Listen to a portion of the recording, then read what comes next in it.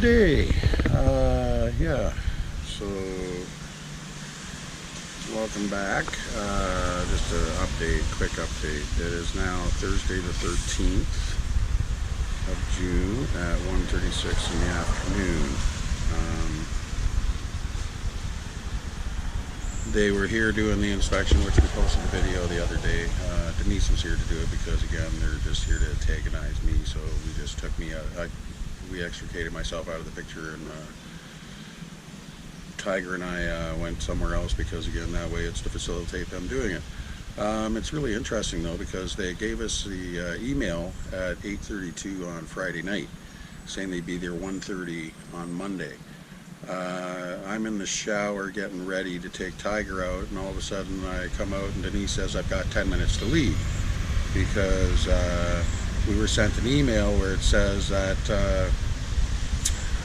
they were coming at 12 p.m. instead, and that was sent at like 10:30 in the afternoon or in the morning.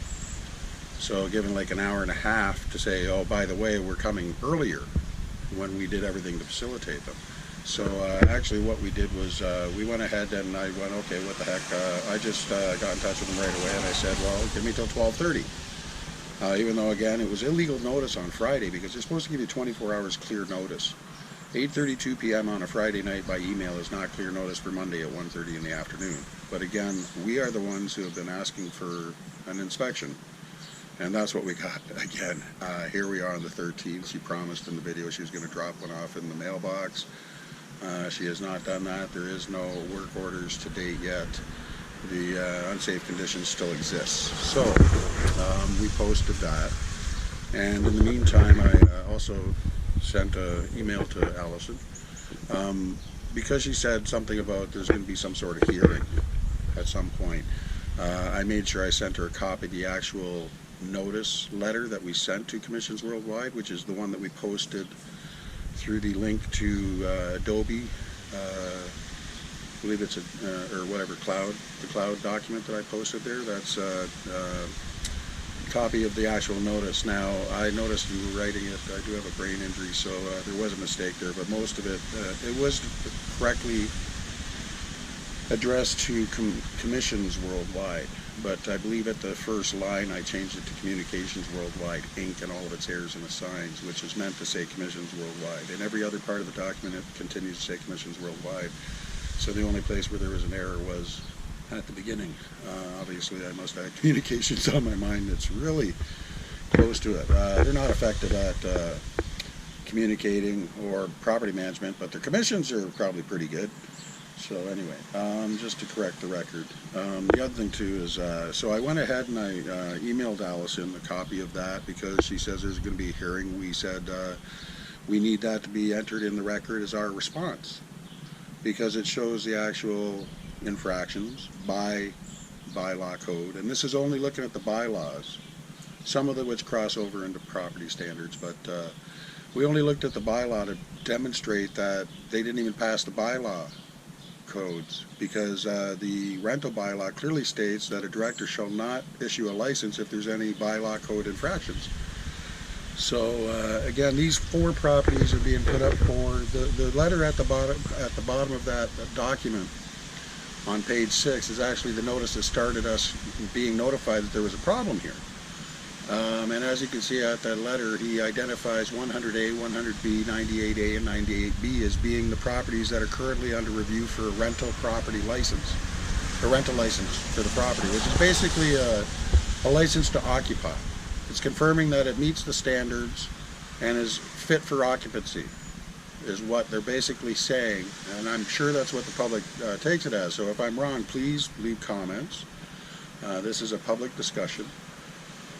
Anyway, as part of that, I'm keeping it a quick video today because all I wanted to show is that we also sent Allison another one today because she promised she was going to drop off a copy of a work order, and we're going to have something done on this. They won't even clarify whether or not it's legal for the landlord to collect rent, even though it clearly states in the bylaw that it's not able to do so.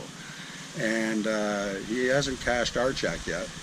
We gave him post-dated check dated for June 1st. He came back with his lawyer and tried to say that he didn't have one, so I sent him a copy of the, a photocopy of, or actually a picture I guess it was, of the actual checkbook for the last year or so that I've written post-dated checks, and every single check went through because we've been honoring our part of the agreement.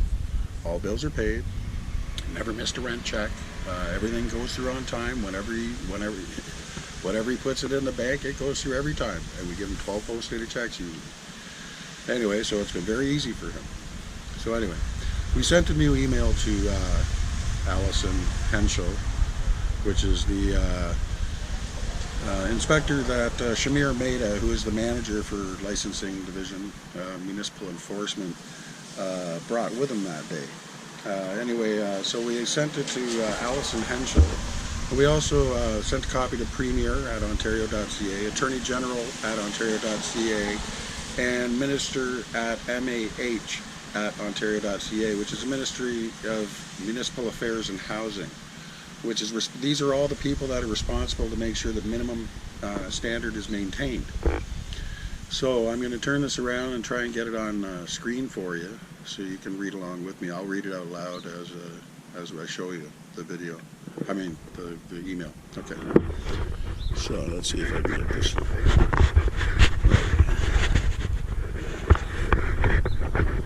Okay, it's kind of tricky. Sorry, I'm going to try and do the best I can. I'm looking at the monitor too. So basically, as you can see, it says from CJ Bacon to Allison Henschel, Allison.Henschel at Waterloo.ca, Premier at Ontario.ca. Oh, sorry. Oh, there you go. Premier at Ontario.ca. Attorney General at Ontario.ca, and Minister.mah at Ontario.ca. For your consideration, this is the title of the YouTube video that I just posted, which is YouTube Municipal Enforcement Fake Inspection Round 2 on June 11th, 2019. And it shows that the email was sent today at 12:17 p.m., which is the 13th of January. So, sorry about the volume thing. It's going to go away in a sec, I hope. Oh, I accidentally got my finger on it. Sorry. So look, Act 2 of It's Easier to Administrate the Law Than to Uphold the Law. Then there's the link, which is https://utu.be/EDM, then EDML, 1 capital TT capital VAUY. Just letting the public in on the show. Just another Walkerton in the waiting. Looks good on paper. Because if you remember, the gentleman said all he did was look at the previous things and repeat what was there, and it looked like everything on paper made it look like everything was fine. So I got to shift the page here. I don't know how I'm going to do that with just one hand. On to the next part. So, sorry. Okay, so it says full inspections on 98A and B, 100A and B on Marshall that are seeking approval of rental license is mandatory if 100A failed bylaw portion of test. I'm going to do the next paragraph. Then in asterisks, because this is a very important point, there is an unsafe condition that still exists to this day because of delay and harassment, and further traumatizing and victimization is all we get. If anyone gets hurt, the city, region, and province are mainly responsible while covering up for a serial criminal act easily proven by determining current legal status of these properties. It is not your job to argue the landlord's case as what is shown in the video, because that's what they're basically doing. Yet when you ask them a question about your situation, they say they're not allowed to give legal advice as a reason why they can't tell you the answer that you're seeking. So, okay, it looks like you can read that. I'll have to check the video later. But you need to determine the current legal standing of these units, buildings, before any relevant or qualified decision can be made, especially given the owner-landlord inaction to even be prepared for this rental license inspection, let alone the rental license bylaw, which is currently in process for all 4 properties, and irrespective of minimum building code standards. None of any other parties' action or inaction is allowed to interfere with the legally binding tenant's rights or rental contract tenancy agreement. And they even preserved that in their bylaw. And it's also preserved in the Residential Tenancies Act, where it states that under the description of a tenancy agreement, it states that a tenancy agreement includes a rental license, is to include a rental license, specifically quoted in the bylaw, or in the law, sorry. That's what gives them the authority to do what they do in the rental license situation. That's also why they're required to do the full inspections for provincial standard, minimum standard, as well as bylaw and any other regulations or governing laws. So it says, congratulations, Allison, which is the inspector. She's the one who's supposed to be doing the report and was supposed to have already handed it to us, and also with the work orders.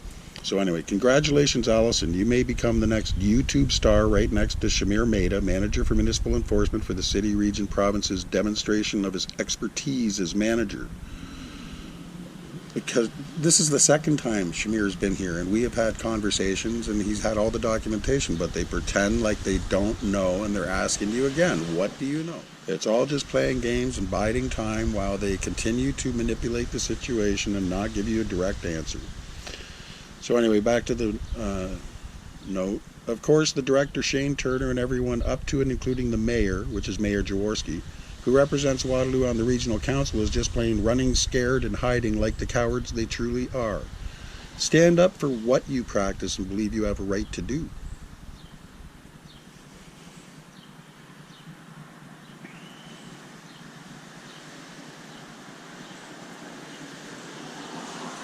The next part of it.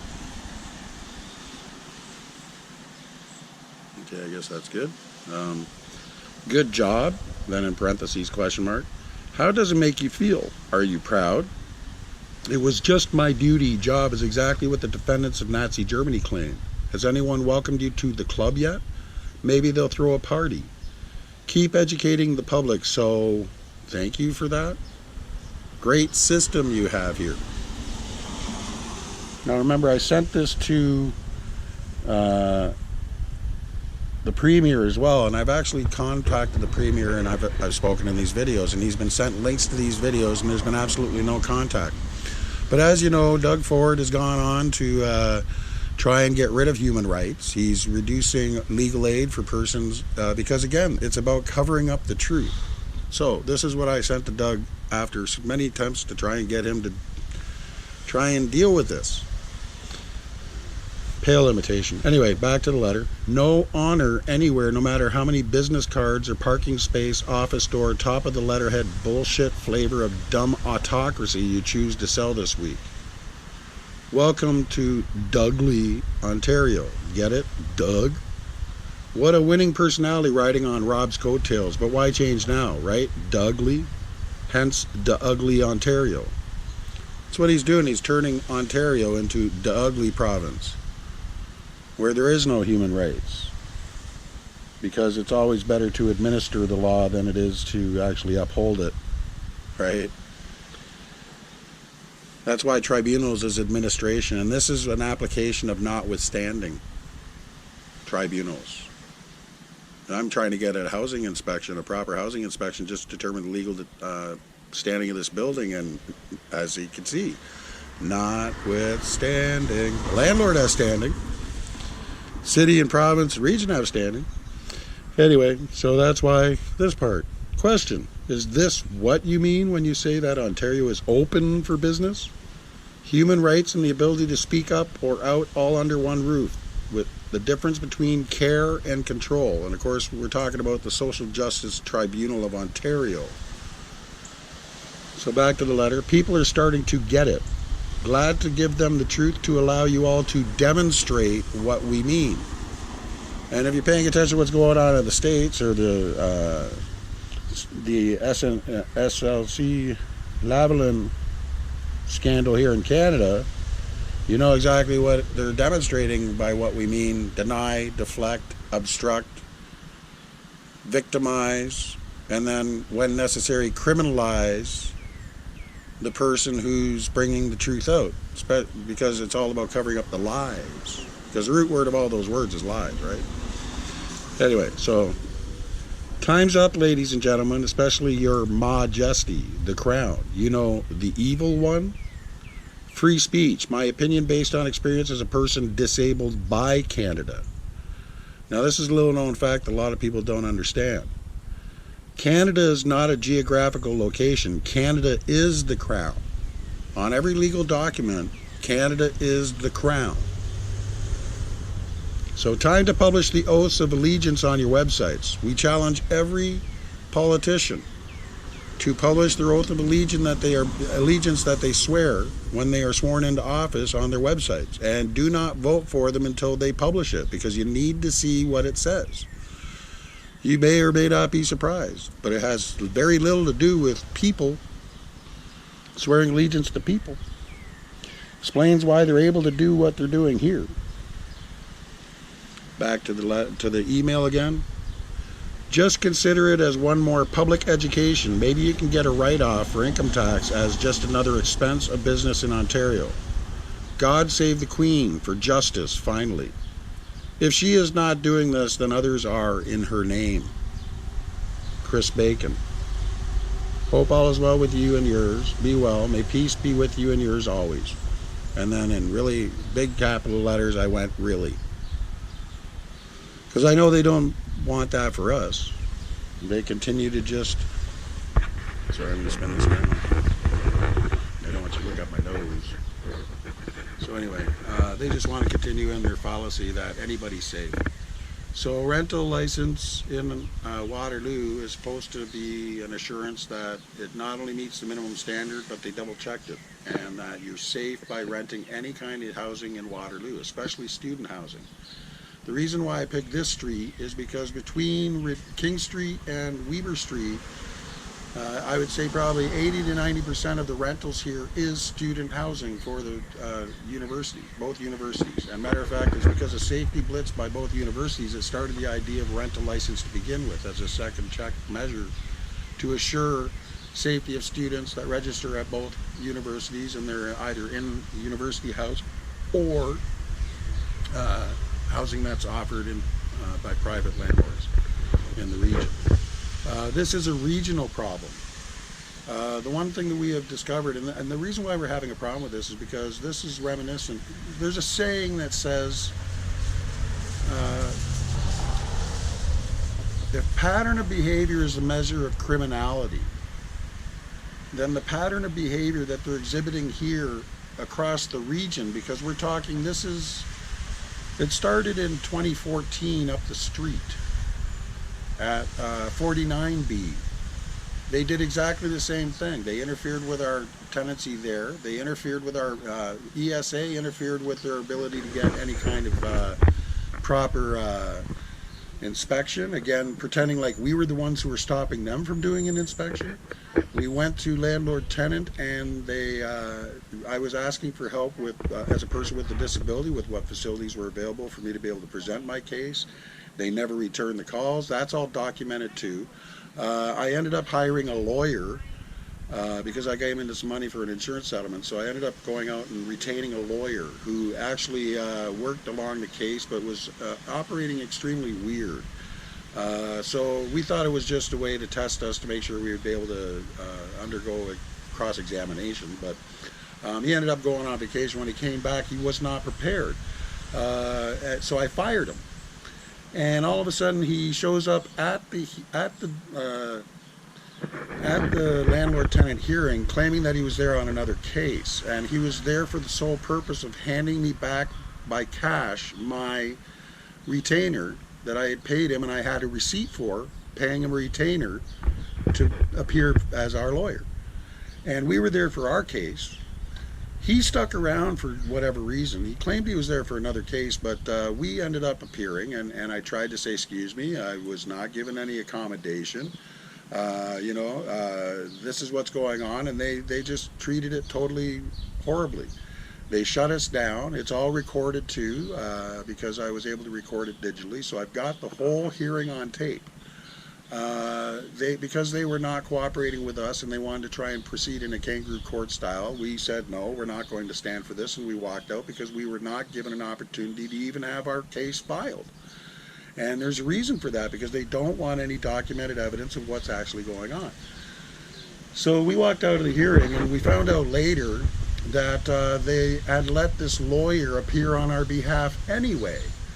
And he started by saying he was never retained as our lawyer, but he had intimate knowledge of the case. And for whatever reason, the person who led the inquiry, which just happened to be the assistant director of the whole Landlord and Tenant Board that day, who did not allow anything for my disability at all, was not acknowledging anything to do with my disability, was trying to push ahead with this hearing, allowed this lawyer to speak on our behalf, I guess to tie up a nice tidy bow, because we had left. We didn't find out what happened until they'd given 14 days for eviction. We got it sent by registered mail. We didn't get it until the 8th day or something like that. So we find out that he had lied under oath. We tried to contact to say, excuse me, this is improper, with everybody. Everybody shut us down. They just shut us out. When the eviction came, we tried to explain to the officer, to no avail. I was, as a disabled person, was made to move much of our own stuff in the middle of February, or beginning of February, sorry, 2014, where I fell down the stairs and had a couple other things which made me even more disabled. Anyway, it was not a pleasant experience. They had mental help there, though, to assist us with the transition, that, hey, here's everything dumped on you. So I guess it's to make it look good on paper again. But anyway, the result was we were evicted. We ended up putting all of our stuff in storage. We moved into the motel down the street, again, utilizing the money I got from my insurance settlement. Again, trying to get any kind of help from anybody as a person with a disability who's been traumatized and now can't write it down, has been kicked out of his home because they're covering for another owner. He treated the place like it was owner occupied. When it's owner occupied, you're able to do non-permitted work.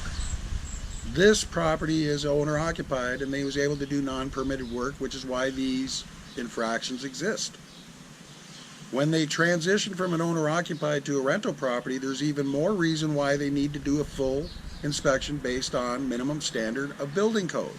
And yet their propensity is to whitewash it all, and just rubber stamp it, because it's obvious from what's going on here that these three, well, this one here was definitely a university rental. Each unit in here was rented individually to a student. The owner occupied, I think, the basement or something. Next door was student housing as well at 100B. That was student housing as well.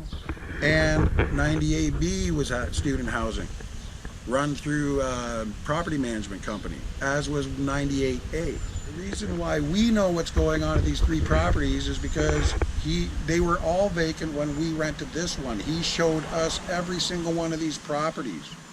And this was the best of the properties, so this is the one we chose. Along with the promise that he was going to finish the fencing, and it was fenced in backyard. And the other reason why is because he had me get people that I know to rent the other two units, 98B and 100B. So I was the one, he had me, because he said they were legal rentals, that they were lawful rentals. This one had a rental license hanging in the corner when we signed the deal and everything. We weren't aware that he was supposed to keep it up, but there was one there, and we saw it when we originally signed the lease. So we had assumed that it was a rental license. But it was interesting because every year around the time that he would be doing a rental increase, which he never did, he'd come up and he'd start talking about rental license costs, and that he's just going to have to add that on to the increase. So if it costs $300 or whatever, he said somewhere about 300 and something dollars, he was just going to say, well, here's the increase and you got to pay $300. And of course, I was saying you're not allowed to do that.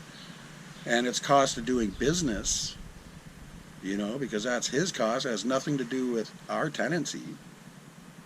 But we kept on wondering why every year over the 2 years he would come up with this comment. And again, we're assuming that the rental was legitimate, but as you can see by page 6 on our letter that we sent, that's the original notice when we first were informed that there was a problem. Actually, we were able to communicate quite well until May 2nd. May 2nd is when he came up, because we had kept on asking him, because he kept on having excuses for why he couldn't do the fenced-in backyards, which he promised at all 3 properties. He promised it at 98B with Tom because he has dogs, and it was key. As a matter of fact, when he listed that property, it was listed as fenced-in backyard. Okay? Anyway, because that's the one we originally went to look at. But there was a problem with a lake being in the backyard, eh? So anyway, we ended up picking this one. But all 3 are up for a rental license right now, which the municipal enforcement says that they do an inspection of in order to do these licenses. And here you have a landlord who deliberately, with malice aforethought, entered into a good faith relationship and tenancy agreement, which is legal and binding on all parties, including the province, cannot interfere. So it's very simple. If you want effective use of taxpayers' money, you want to prove that you're stopping corruption there, ugly. You know, you want to be dug for it, or you want to be ugly for it. Because you know what, Doug? Stop the corruption. It's very simple. Prove it. You need to have a full inspection of these units. And it's funny because you call up landlord-tenant and you ask them who's responsible if you want to find out minimum standard. Matter of fact, I encourage other people to do this. Call the powers that be and ask them, hey, if I want to inspect a minimum standard of my unit, whether it meets minimum standard by provincial standards, who do you have to call? And do you know what they're going to tell you? Municipal enforcement. So when Allison and Shamir and Shane and all them try to sell you that they're not sure if they have the authority, they're lying to your face. Because they don't want to prove that they've not been doing their job at all, ever. That would open up a big keg of worms, wouldn't it? And Mayor Jaworsky, you are the representative for the City of Waterloo on Regional Council. I have tried to get an audience with you. I have tried to get your 2 cents on this. Tenille Bonajour, it was really nice talking to you on the phone, but as I said, we need our ward councillor here because we are not the only ones affected by this. This whole street is students. And we will be posting further video to show other properties, especially 49A and B, and I believe it's the one next door which has a unit for rent right now, 53A and B, which obviously do not meet code. Do not even meet bylaw, and yet they too have a bylaw, or have a rental license, right? Shane Turner, Mayor Jaworsky, Attorney General, who's supposed to be making sure that the minimum standard as far as upholding the law is maintained. Like I said, it's easier to administer the law than it is, because again, look at social, what is it called? The Social Justice Tribunal of Ontario. They always give them really good names. Social justice. Well, if you want to know what they think of social justice, it's in the first line. It's where the administration of justice, which has nothing to do with upholding the law. This is indicative of the habits as far as covering the reports and everything, because we asked for full disclosure, and I'm sure we're going to get it eventually. But it's to make it look good on paper, and that's reminiscent of Walkerton, because all they do is they make it look good on paper, and then when the problem turned up, such as like right now, basically I'm telling you, the wells are poisoned, people. The well's poisoned. So don't drink the water. If you walk into a property with a rental license in Waterloo, the first thing you need to do is go to the Ministry of Housing website and look up the Ontario Building Code. And you get yourself a copy and you go through, you take a look at it, and it's very specific as to what has to be there to meet the code. So what you do is you take that, you make it as a checklist. You go through your unit and you look at everything that's listed there, and if there's anything that is not right, make a note of it, take a picture. Okay? And show that it doesn't meet code. You know, if they don't have a rental license, they're not allowed to cause rent to be collected or even put themselves forward as a rental. That's how it's written in the law, but again, here we have municipal enforcement trying to say it's a bylaw issue. You're right, it is a bylaw issue. It's also an issue of minimum standard, and it's also an issue of you are deliberately or through error or omission missing the point of exactly what an inspection is there for. The party is the unit itself, and all parties are supposed to be in compliance with the law. So when you ask for an inspection, a proper inspection, it's a test of whether or not the government has been doing their duty under law, because all of which binds the Crown. So any attempt to cover up and lie is the Crown is operating a criminal enterprise or supporting one. And if you show me anywhere in the criminal code, Waterloo Regional Police or others, where it says that, oh, as long as you have a rental license or a real estate license or are a landlord, that you are able to misrepresent directly through fraud and enter into legally binding contracts, which the response from government and the officials is to interfere with, because you get the tenant out, they get to raise the rent, and it's like it never happened. You wonder how, I forget the name of the building, but in London, England, the high-rise fire, you think that was by accident? The cause is this, just like Walkerton. They make it look good on paper. If you complain, they make you pay for it, including especially if you want to go before any kind of board to have anything done. And tribunals with the administration of justice, which is what this government is moving toward, is clear. It's about notwithstanding. Notwithstanding is a small little section of the Constitution, and they tried to convince everybody it's about Quebec. Well, right now, the part in Quebec, the only accurate part about that in Quebec is that even though the Constitution says you shall be free to practice your religion, Muslims are notwithstanding there right now. Anyone from Islam is notwithstanding, because that part of the Constitution doesn't apply. But what do you think these tribunals are? What do you think these tribunals are? These tribunals, which cover, by the way, the Human Rights Tribunal of Ontario is also part of this Social Justice Tribunals Ontario, which Doug Ugly Ford has been not making a secret that he's trying to get rid of. And Doug, you want to blame the Liberals, go right ahead, but you know what? It's anybody who represents the Crown, which is all of you. And again, that's why I challenge every last politician in Canada, in Ontario.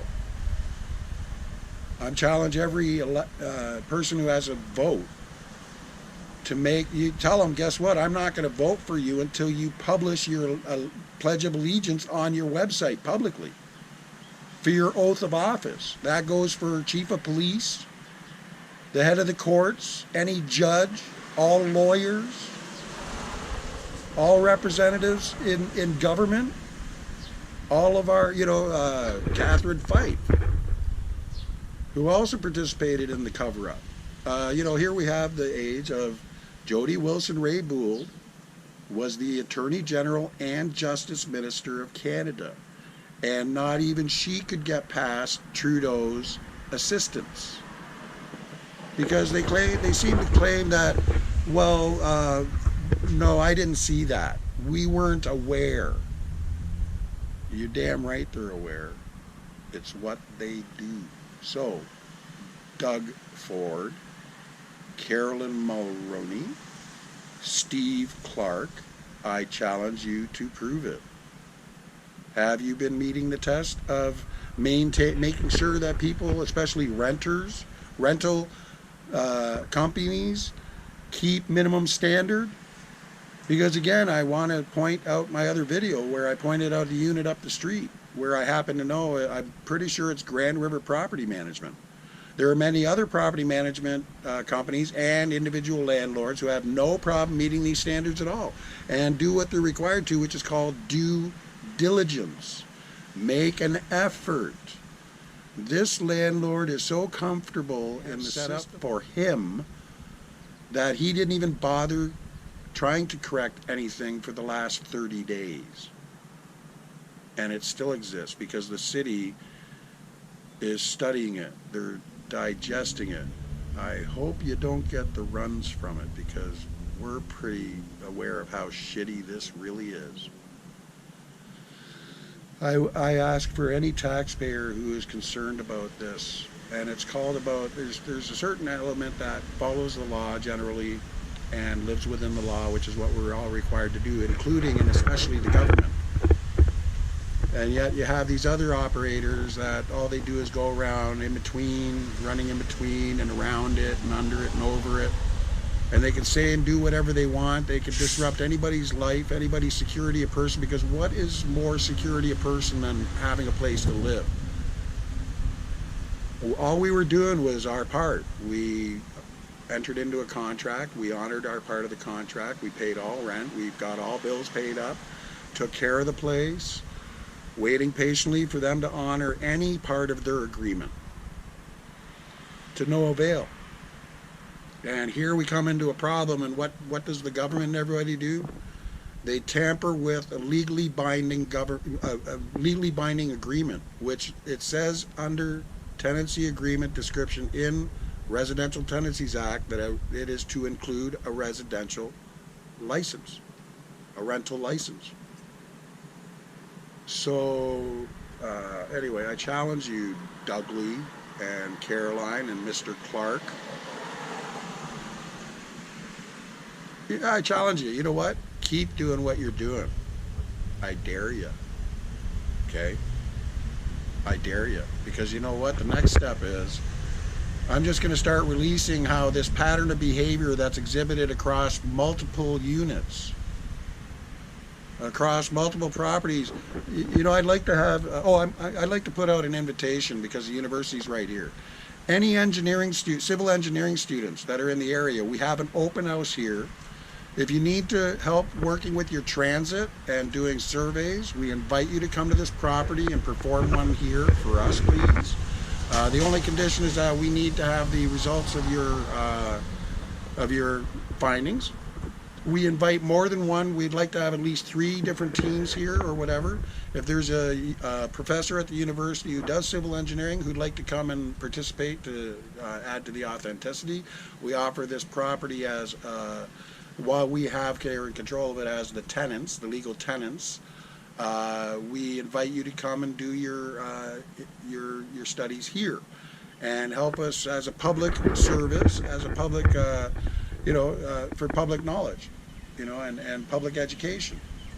Because there's definitely a problem with this backyard as far as grading goes and how it went for when that, sorry, I'm trying to do this here. I'm not too good with these things, but there's definitely something that happened when they were doing the grading in that parking lot, which is also the same owner who now owns these units. So as she was saying in the video, it makes things a lot easier. Okay, so the other thing too is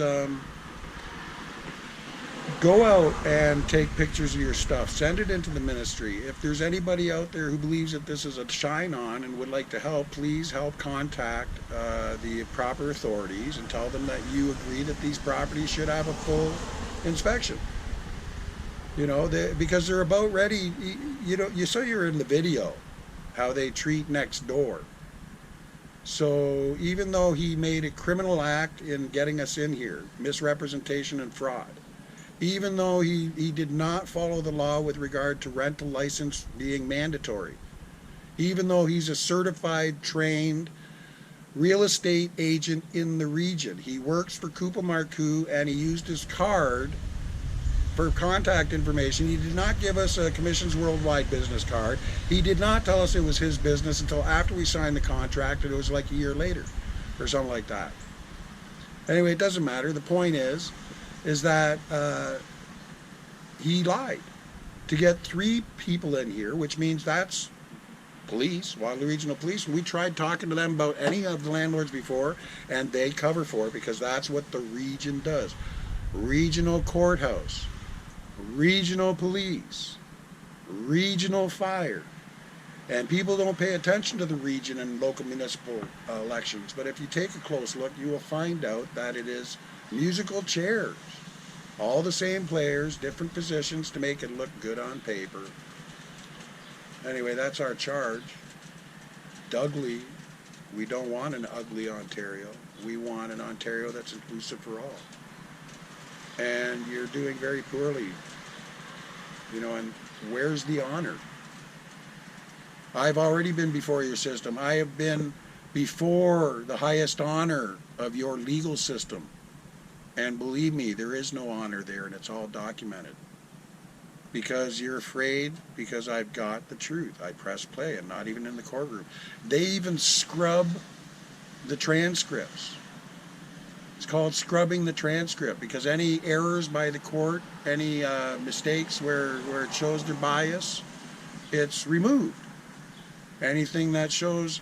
Anyway, we have the transcripts, and again, I challenge, hey, Chief of Police, Solicitor General, Attorney General of Ontario, please, law school, so the police college, the universities, the Law Society of Upper Canada, please tell the public exactly what courses you've been training these people in order to meet Accessibility Ontarians with Disabilities Act, which is more than just about getting into buildings. It's about what happens once you get in a building. And deny, deflect, obstruct, victimize, and criminalize is all you've got. And hey, Doug, I got a question for you too. You any good at boxing? Maybe I should challenge you to a charity boxing match to raise the issue of disability abuse in Ontario. Come on, we can stamp out corruption together. You change it from the ugly Ontario to just Ontario. But then you're open for business, right, Doug? And don't worry, a license in Ontario, a lot of people believe it's just a business license in Ontario is a license to steal. And as long as you have to go to the court or some sort of tribunal to argue about it, I guess they're absolutely right, eh? And why would the Crown ever change anything? They're making too much money off it. And did you see the one where they showed her Majesty? They showed her a self-serve checkout, and the only question she had was, can they steal? Because everybody knows with the Queen, everyone must pay. Thank you.